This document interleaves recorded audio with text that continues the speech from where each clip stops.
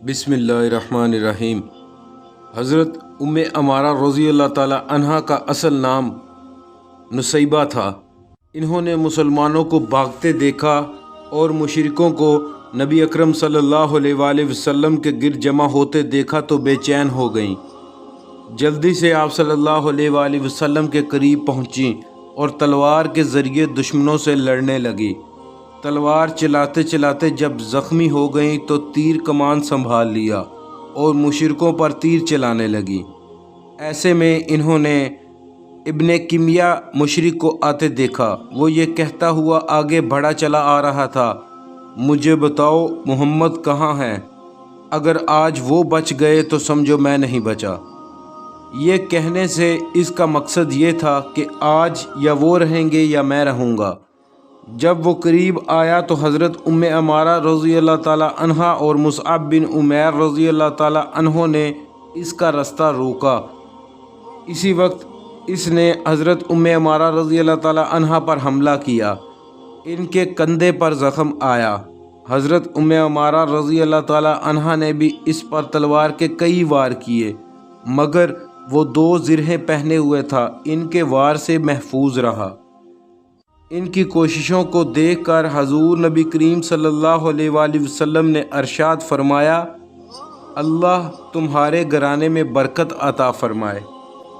इस पर हज़रत उम्मे अमारा रज़ी अल्लाह ताला अन्हा ने अर्ज़ किया, अल्लाह के रसूल, हमारे लिए दुआ फरमाइए कि हम जन्नत में आपके साथी हों।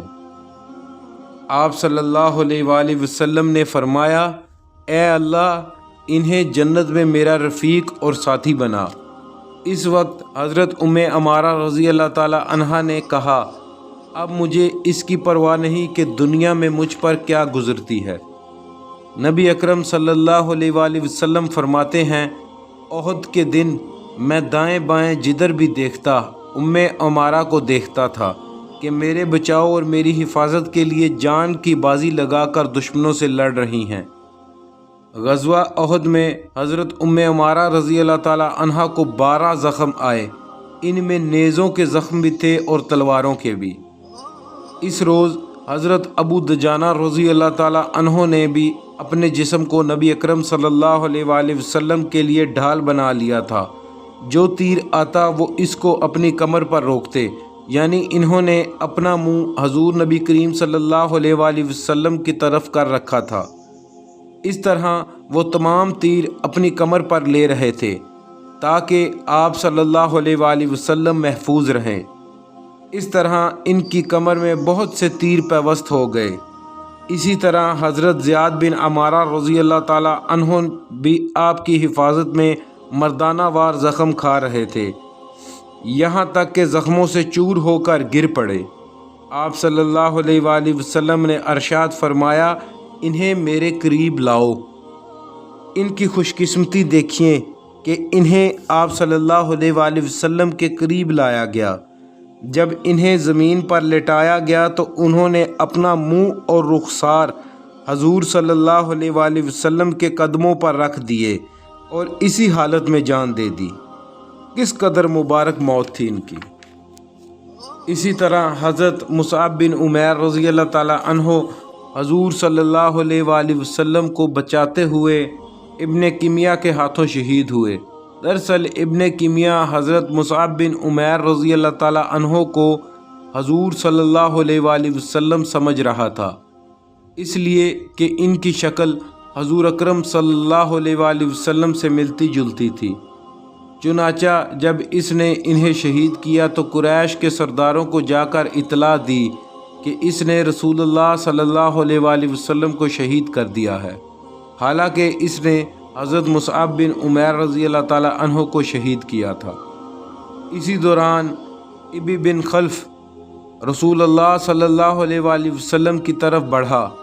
इस पर कई सहाबा इसके रास्ते में आ गए, लेकिन हजूर सल्लल्लाहु अलैहि वसल्लम ने इनसे अरशाद फरमाया, इसे मेरी तरफ आने दो। फिर आप सल्लल्लाहु अलैहि वसल्लम ये कहते हुए इसकी तरफ बढ़े, ए झूठे, कहाँ भागता है? फिर हजूर सल्लल्लाहु अलैहि वसल्लम ने अपने एक सहाबी के हाथ से एक नेज़ा लिया اور نیزے کی نوک ابی بن خلف کی گردن میں بہت ہی آہستہ سے چبو دی۔ مطلب یہ کہ نیزہ اس قدر آہستہ چبویا کہ اس کے خون بھی نہ نکلا، مگر اس ہلکی سی خراش ہی سے وہ بری طرح چیختا ہوا وہاں سے بھاگا۔ وہ کہہ رہا تھا، خدا کی قسم، محمد نے مجھے مار ڈالا۔ مشرکوں نے اسے روکنے کی کوشش کی اور کہا، تو بہت چھوٹے دل کا نکلا، تیری عقل جاتی رہی، اپنے پہلو میں تیر لیے پھرتا ہے، تیر اندازی کرتا ہے اور تجھے کوئی زخم بھی نہیں آیا، لیکن چیخ کتنا رہا ہے، ایک معمولی سی خراش ہے، ایسی خراش پر تو ہم اف بھی نہیں کرتے۔ اس پر ابی بن خلف نے درد سے کراہتے ہوئے کہا، لات اور عزیٰ کی قسم، اس وقت مجھے جس قدر شدید تکلیف ہو رہی ہے، اگر وہ ذی المجاز کے میلے میں سارے آدمیوں پر بھی تقسیم کر دی جائے تو سب کے سب مر جائیں۔ بات دراصل یہ تھی کہ مکہ میں ابی بن خلف نبی اکرم صلی اللہ علیہ وآلہ وسلم سے کہا کرتا تھا، اے محمد صلی اللہ علیہ وآلہ وسلم، میرے پاس ایک بہترین گھوڑا ہے، میں اسے روزانہ 12 مرتبہ چارہ کھلا کر موٹا کر رہا ہوں، اس پر سوار ہو کر میں تمہیں قتل کروں گا۔ اس کی بکواس سن کر حضور صلی اللہ علیہ وآلہ وسلم فرماتے تھے، انشاءاللہ میں خود تجھے قتل کروں گا۔ اب جب اسے آپ صلی اللہ علیہ وآلہ وسلم کے ہاتھوں خراش پہنچی تو اس کی ناقابل برداشت تکلیف نے اسے چیخنے پر مجبور کر دیا۔ وہ بار بار لٹ پٹ ہو رہا تھا اور کسی ذبح کیے ہوئے بیل کی طرح ڈکرا رہا تھا۔ اس کی تکلیف کو دیکھتے ہوئے اس کے کچھ ساتھی اسے ساتھ لے کر مکہ کی طرف روانہ ہوئے، لیکن اس نے رستے ہی میں دم توڑ دیا۔ ایک حدیث میں آتا ہے، وہ شخص جسے نبی نے قتل کیا ہو یا جسے نبی کے حکم سے قتل کیا گیا ہو، اسے اس کے قتل کے وقت سے قیامت کے دن تک عذاب دیا جاتا رہے گا۔ اللہ اکبر۔ ایک اور حدیث کے الفاظ یہ ہیں، سب سے زیادہ سخت عذاب اسے ہوتا ہے جسے نبی نے خود قتل کیا ہو۔ احد کی لڑائی شروع ہونے سے پہلے ایک فتنہ باز کافر ابو عامر نے جگہ جگہ گڑھے کھود دیے تھے تاکہ مسلمان بے خبری میں ان میں گر جائیں اور نقصان اٹھاتے رہیں۔ یہ شخص حضرت حنظلہ رضی اللہ تعالیٰ عنہ کا باپ تھا، اور حضرت حنظلہ رضی اللہ تعالیٰ عنہ وہ ہیں جنہیں فرشتوں نے غسل دیا تھا۔ سبحان اللہ۔ لڑائی جاری تھی کہ حضور اکرم صلی اللہ علیہ وآلہ وسلم ایک گڑھے میں گر گئے۔ حضرت علی رضی اللہ تعالیٰ عنہ نے آپ صلی اللہ علیہ وآلہ وسلم کو گرتے دیکھا۔ انہوں نے آگے بڑھ کر فوراً آپ صلی اللہ علیہ وآلہ وسلم کو دونوں ہاتھوں پر لے لیا۔ حضرت طلحہ بن عبید اللہ رضی اللہ تعالیٰ عنہ نے آپ صلی اللہ علیہ وآلہ وسلم کو اوپر اٹھا کر باہر نکالا۔ آپ صلی اللہ علیہ وآلہ وسلم جب گھڑے میں گرے تو ابن کمیہ نے آپ صلی اللہ علیہ وآلہ وسلم پر پتھر برسائے۔ ان میں سے ایک پتھر آپ صلی اللہ علیہ وآلہ وسلم کے پہلو میں لگا۔ عتبہ بن ابی وقاص نے بھی آپ صلی اللہ علیہ وآلہ وسلم کو پتھر مارا۔ اس کا پھینکا ہوا پتھر آپ صلی اللہ علیہ وآلہ وسلم کے چہرہ انور پر لگا۔ حضور نبی اکرم صلی اللہ علیہ وآلہ وسلم کا چہرہ انور لہو لہان ہو گیا اور نچلا ہونٹ پھٹ گیا۔ حضرت حاتب رضی اللہ تعالیٰ عنہ کہتے ہیں کہ میں نے جب عتبہ کو حضور صلی اللہ علیہ وآلہ وسلم پر پتھر پھینکتے دیکھا تو اس کی طرف لپکا۔ میں نے اس کا تعاقب کیا اور آخر اسے جا لیا۔ میں نے فوراً ہی اس پر تلوار کا وار کیا، اس وار سے اس کی گردن کٹ کر دور جا گری۔ میں نے فوراً اس کی تلوار اور گھوڑے پر قبضہ کیا اور حضور نبی کریم صلی اللہ علیہ وآلہ وسلم کی خدمت میں حاضر ہو گیا، آپ کو عتبہ کے قتل کی خبر سنائی۔ تب آپ صلی اللہ علیہ وآلہ وسلم نے فرمایا، اللہ تم سے راضی ہو گیا، اللہ تم سے راضی ہو گیا۔ اس حملے میں حضور اکرم صلی اللہ علیہ وآلہ وسلم کا خود لوہے کی ٹوپی بھی ٹوٹا، چہرہ مبارک بھی زخمی ہوا۔ ابن کمیہ کے حملے سے دونوں رخسار بھی زخمی ہوئے تھے۔ خود کی 2 کڑیاں آپ صلی اللہ علیہ وآلہ وسلم کے رخسار مبارک میں گڑ گئی تھی۔ آپ صلی اللہ علیہ وآلہ وسلم نے ابن کمیہ کو بددعا دی، اللہ تجھے ذلیل اور پست کر دے، برباد کر دے۔ اللہ تعالیٰ نے حضور صلی اللہ علیہ وآلہ وسلم کی دعا قبول فرمائی۔ اس جنگ کے بعد جب ابن کمیہ اپنی بکریوں کے گلے میں پہنچا تو انہیں لے کر پہاڑ پر چڑھایا۔ وہ بکریوں اور مینڈوں کو گھیر گھیر کر لے جا رہا تھا کہ اچانک ایک مینڈے نے اس پر حملہ کر دیا۔ اس نے اسے اس زور سے سینگ مارا کہ وہ پہاڑ سے نیچے لڑک گیا اور اس کا جسم ٹکڑے ٹکڑے ہو گیا۔ جب نبی اکرم صلی اللہ علیہ وآلہ وسلم کا چہرہ مبارک زخمی ہوا اور خون بہنے لگا تو آپ صلی اللہ علیہ وآلہ وسلم خون پونچھتے جاتے تھے اور فرماتے جاتے تھے، وہ قوم کیسے فلاح پائے گی جس نے اپنے نبی کے چہرے کو اس لیے خون سے رنگین کر دیا کہ وہ انہیں ان کے پروردگار کی طرف بلاتا ہے۔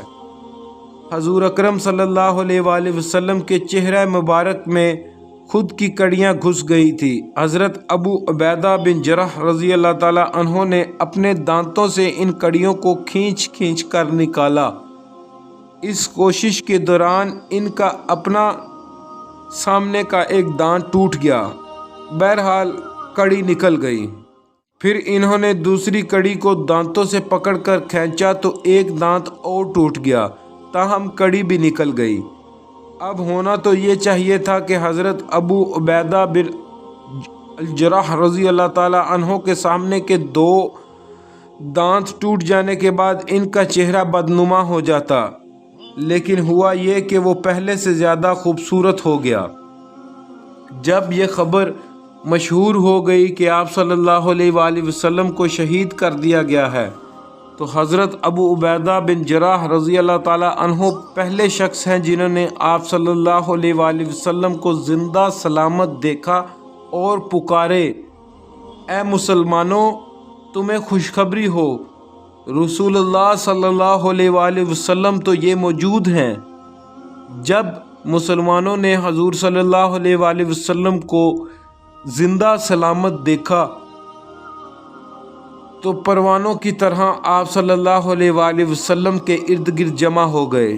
آپ صلی اللہ علیہ وآلہ وسلم ان سب کے ساتھ ایک گھاٹی کی طرف روانہ ہوئے۔ اس وقت آپ صلی اللہ علیہ وآلہ وسلم کے ساتھ حضرت ابو بکر، حضرت عمر، حضرت علی، حضرت زبیر اور حضرت حارث بن سما رضی اللہ تعالیٰ عنہما تھے۔ اس روز حضرت زبیر بن عوام رضی اللہ تعالیٰ عنہ نے بھی زبردست ثابت قدمی دکھائی تھی اور آپ صلی اللہ علیہ وآلہ وسلم کی حفاظت میں موت کی بیعت کی تھی، یعنی یہ عہد کیا تھا کہ آپ کی حفاظت میں جان تو دے دیں گے لیکن ساتھ نہیں چھوڑیں گے۔ آپ صلی اللہ علیہ وآلہ وسلم اپنے ان صحابہ کے ساتھ گھاٹی کی طرف بڑھ رہے تھے کہ عثمان بن عبداللہ ایک سیاہ اور سفید گھوڑے پر سوار آپ صلی اللہ علیہ وآلہ وسلم کی طرف بڑھا۔ وہ لوہے میں پوری طرح غرق تھا۔ آپ اس کی آواز سن کر رک گئے۔ اسی وقت عثمان بن عبداللہ کے گھوڑے کو ٹھوکر لگی، وہ ایک گڑھے میں گر گیا۔ ساتھ ہی حضرت حارثہ بن سما رضی اللہ تعالیٰ عنہ اس کی طرف لپکے اور اپنی تلوار سے اس پر وار کیا۔ اس نے تلوار کا وار روکا۔ تھوڑی دیر دونوں طرف سے تلواریں چلتی رہیں، پھر اچانک حضرت حارث نے اس کی تلوار اس کے پیر پر تلوار ماری، وہ زخم کھا کر بیٹھ گیا۔ حضرت حارث رضی اللہ تعالیٰ عنہ نے ایک بھرپور وار کر کے اس کا خاتمہ کر دیا۔ اس پر حضور صلی اللہ علیہ وآلہ وسلم نے فرمایا، اللہ کا شکر ہے جس نے اسے ہلاک کر دیا۔ اسی وقت عبداللہ بن جابر عامری نے حضرت حارث رضی اللہ تعالیٰ عنہ پر حملہ کر دیا۔ اس کی تلوار حضرت حارث رضی اللہ تعالیٰ عنہ کے کندھے پر لگی، کندھا زخمی ہو گیا۔ ان لمحات میں حضرت ابو دجانہ رضی اللہ تعالیٰ عنہ نے عبداللہ بن جابر پر حملہ کر دیا اور اپنی تلوار سے اسے ذبح کر ڈالا۔ مسلمان حضرت حارث رضی اللہ تعالیٰ عنہ کو اٹھا کر لے گئے تاکہ ان کی مرہم پٹی کی جا سکے۔ پھر حضور نبی کریم صلی اللہ علیہ وآلہ وسلم نے اس چٹان کے اوپر جانے کا ارادہ فرمایا جو گھاٹی کے اندر ابری ہوئی تھی، لیکن زخموں سے خون نکل جانے اور زرہوں کے بوجھ کی وجہ سے آپ صلی اللہ علیہ وآلہ وسلم چڑھ نہ سکے۔ یہ دیکھ کر حضرت طلحہ رضی اللہ تعالیٰ عنہ آپ صلی اللہ علیہ وآلہ وسلم کے سامنے بیٹھ گئے اور آپ صلی اللہ علیہ وآلہ وسلم کو کاندھوں پر بٹھا کر چٹان کے اوپر لے گئے۔ اس وقت آپ صلی اللہ علیہ وآلہ وسلم نے فرمایا، طلحہ کے اس نیک عمل کی وجہ سے ان پر جنت واجب ہو گئی۔ ان کی ایک ٹانگ میں لنگڑاہٹ تھی۔ جب یہ حضور صلی اللہ علیہ وآلہ وسلم کو کندھوں پر اٹھا کر چلے تو چال میں لنگڑاہٹ تھی۔ ان کی کوشش یہ تھی کہ لنگڑاہٹ نہ ہو تاکہ حضور صلی اللہ علیہ وآلہ وسلم کو تکلیف نہ پہنچے۔ آپ صلی اللہ علیہ وآلہ وسلم کندھوں پر اٹھا کر چلنے کی برکت سے ان کی لنگڑاہٹ دور ہو گئی۔ اس وقت تک جنگ کی یہ خبریں مدینہ منورہ میں پہنچ چکی تھی، لہٰذا وہاں سے عورتیں میدان احد کی طرف چل پڑیں۔ ان میں حضرت فاطمہ رضی اللہ تعالی عنہا بھی تھیں۔ انہوں نے آپ صلی اللہ علیہ وآلہ وسلم کو زخمی دیکھا تو بے اختیار آپ سے لپٹ گئیں۔ پھر انہوں نے آپ صلی اللہ علیہ وآلہ وسلم کے زخموں کو دھویا۔ حضرت علی رضی اللہ تعالی عنہ پانی ڈالنے لگے، لیکن زخموں سے خون اور زیادہ بہنے لگا۔ تب حضرت فاطمہ رضی اللہ تعالی عنہا نے اپنی چادر کا ایک ٹکڑا پھاڑ کر جلایا۔ جب وہ جل کر راکھ ہو گیا تو وہ راکھ انہوں نے آپ صلی اللہ علیہ وآلہ وسلم کے زخموں میں بھر دی۔ اس طرح آپ صلی اللہ علیہ وآلہ وسلم کے زخموں سے خون بہنے کا سلسلہ رکا۔ حضور صلی اللہ علیہ وآلہ وسلم جب اس چٹان پر پہنچے تو دشمن کی ایک جماعت پہاڑ کے اوپر پہنچ گئی۔ اس جماعت میں خالد بن ولید بھی تھے۔ حضور اکرم صلی اللہ علیہ وآلہ وسلم نے دشمنوں کو دیکھ کر فرمایا، اے اللہ، ہماری طاقت اور قوت صرف تیری ہی ذات ہے۔ اس وقت حضرت عمر رضی اللہ تعالی عنہ نے مہاجرین کی ایک جماعت کے ساتھ ان لوگوں کا مقابلہ کیا اور انہیں پیچھے دھکیل کر پہاڑ سے نیچے اترنے پر مجبور کر دیا۔ اس کے بعد آپ صلی اللہ علیہ وآلہ وسلم نے ظہر کی نماز ادا فرمائی۔ کمزوری کی وجہ سے یہ نماز بیٹھ کر ادا فرمائی۔ اس لڑائی میں حضرت طلحہ رضی اللہ تعالی عنہ کے جسم پر تقریباً 70 زخم آئے۔ یہ نیزوں، برچھوں اور تلواروں کے تھے۔ تلوار کے ایک وار سے ان کی انگلیاں بھی کٹ گئیں۔ دوسرے ہاتھ میں ان کو ایک تیر آ کر لگا تھا، اس سے مسلسل خون بہنے لگا، یہاں تک کہ کمزوری کی وجہ سے ان پر بے ہوشی طاری ہو گئی۔ اس پر حضرت ابو بکر صدیق رضی اللہ تعالی عنہ نے ان کے منہ پر پانی کے چھینٹے مارے۔ اس سے انہیں ہوش آیا تو فوراً پوچھا، رسول اللہ صلی اللہ علیہ وآلہ وسلم کا کیا حال ہے؟ حضرت ابو بکر صدیق رضی اللہ تعالی عنہ نے جواب دیا، خیریت سے ہیں۔ یہ سن کر حضرت طلحہ رضی اللہ تعالی عنہ نے کہا، اللہ کا شکر ہے، ہر مصیبت کے بعد آسانی ہوتی ہے۔ اللہ پاک پڑھنا اور سننا قبول فرمائے۔